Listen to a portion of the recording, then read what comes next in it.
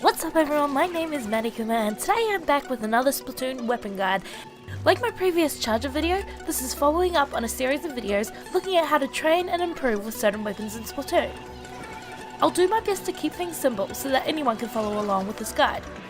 Also, keep in mind that I'm always learning when it comes to weapons and always open to hear other people's experience and opinions. So if there's anything I've missed out or you think is important, let me know. Now let's get our blast on.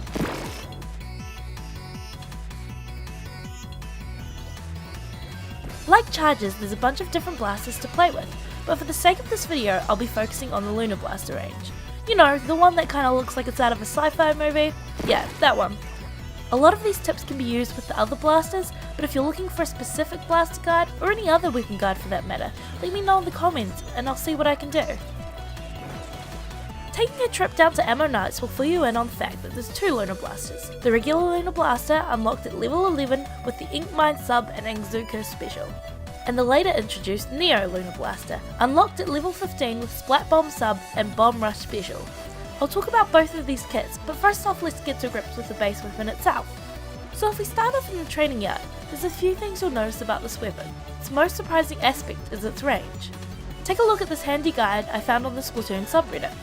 It shows the range for a lot of weapon types across Splatoon. But while it may look like the Lunar Blaster has the worst range of all weapons, it's not entirely true. Let me explain that a little bit better. Most standard weapons in Splatoon, like your splatter shots, gals and so on, need direct hits to make any real damage happen. But this isn't the case for Lunar Blaster. Although making a direct hit is very valuable for the Lunar Blaster, giving it an instant one-hit KO, you don't have to rely on it. Thanks to the amazing blast radius this weapon provides, even just having a blast going off next to the opponent can earn them a 2-hit KO, which is nothing to sniff at. It's because of this blast radius that obstacles including walls, ledges and boxes throughout the different maps will become your best friend. There's a surprising amount of them in each of the maps, so it's best to get to know each of the different maps to find the sweet spots. But why is this? A regular weapon can only shoot in a straight line, and hit whatever is in front of them and their aiming reticle. So an object can greatly hinder their progress towards splatting an inkling. But for the Lunar Blaster, its blast radius can easily reach around the object, giving an easy 2-hit KO without putting yourself in the way of harm. If you're still a little bit confused, check out this video. While the inkling on the other side of the box can't reach me with their weapon, I can reach with my blast radius to get them. And remember, this works with the tower and tower control. It can work well to use the tower as a shield, and walk with it. Also, blasting up towards the tower can vacate the tower pretty quickly. Not only is this great for the general splatting of inklings, but it's also great for splatting inklings using charges, who might otherwise be just out of reach due to where they're standing, such as on ledges or tall boxes. Jumping and blasting at them will easily get the 2-hit KO on them. Speaking of jumping, if you've ever gone up against Lunar Blasters in battle, you may notice them jumping about. So what has them hopping about like bunnies with weapons? I mean, I guess it fits with the Splatoon rabbit concept. But really this is called dive hopping, and it's a trick used by inklings to optimize the range of the weapon when firing, avoid enemy fire, and gain a height advantage.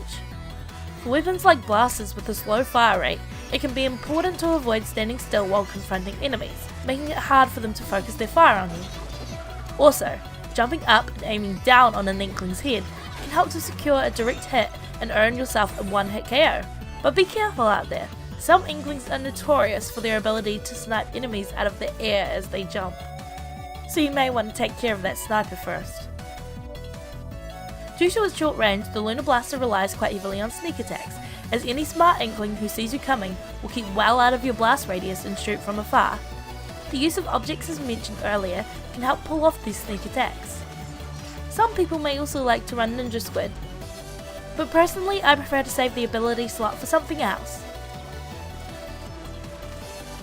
In situations where I want to get closer to the enemy inkling to get the splat without giving my position away, I either swim slowly so that my trail doesn't show, or else use a technique called squid trotting. For those not too sure of what this is, I'll make sure to leave a link to a video on squid trotting in the description below. Personally I like to run a lot of quick respawn when running with the blaster, with one slot saved for the comeback ability, as despite your best efforts, the short range of the Lunar Blaster can leave you in some vulnerable situations, and you may end up trading with the Inkling you come up against, meaning you both end up splat. Running multiple quick respawn and a comeback ability allow for you to jump back into the action before the person you splatted can, leaving the other team one person down. Any extra slots I try fill with swim speed to make sure I'm fast enough to ambush. Private battles and turf wars can be a good place to trial out different gear and see what makes it worth it to you.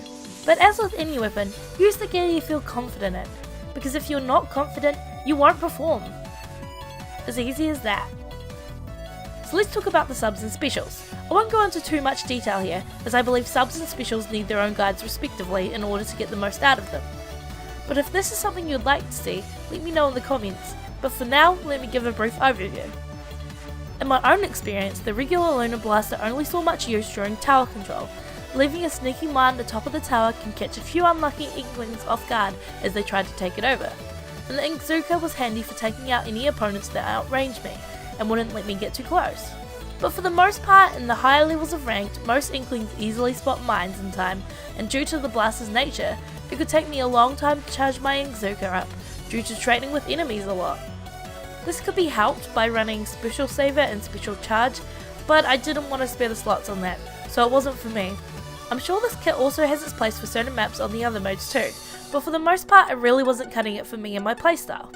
The Neo Lunar Blaster was easily my favourite. The Splat Bombs gave me extra range without having to charge up my special like the Inkzooka, and can force opposing Inklings to move from their position and give me a chance to ambush them. A fun way of using a Splat Bomb is to throw it on one side of an object you know an enemy is hiding behind, and as they try to flee from the bomb, run to the opposite side, anticipating their move and cutting them off.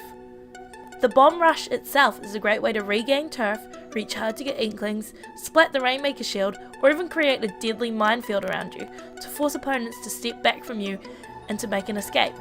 Remember though, when using your bomb rush you can still use your main weapon when you need to, so don't think you're stuck just throwing bombs. In a pinch, you can even activate the special purely to refill your ink tank, but this shouldn't be necessary most of the time.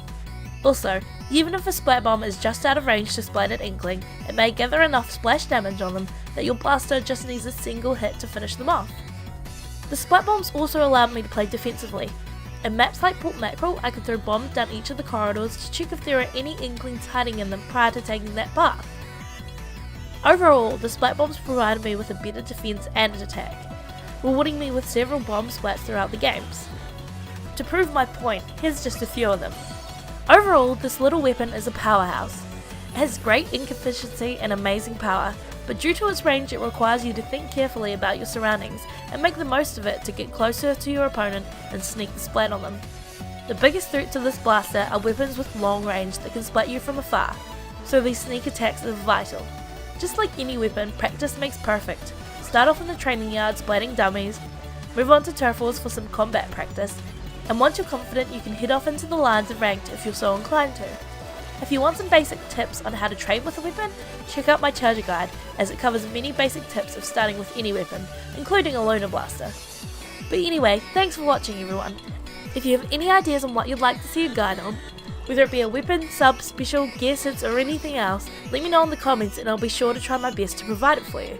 Like this video if you found it helpful and subscribe to my channel to be notified when I make further videos and guides. Happy splatting everyone!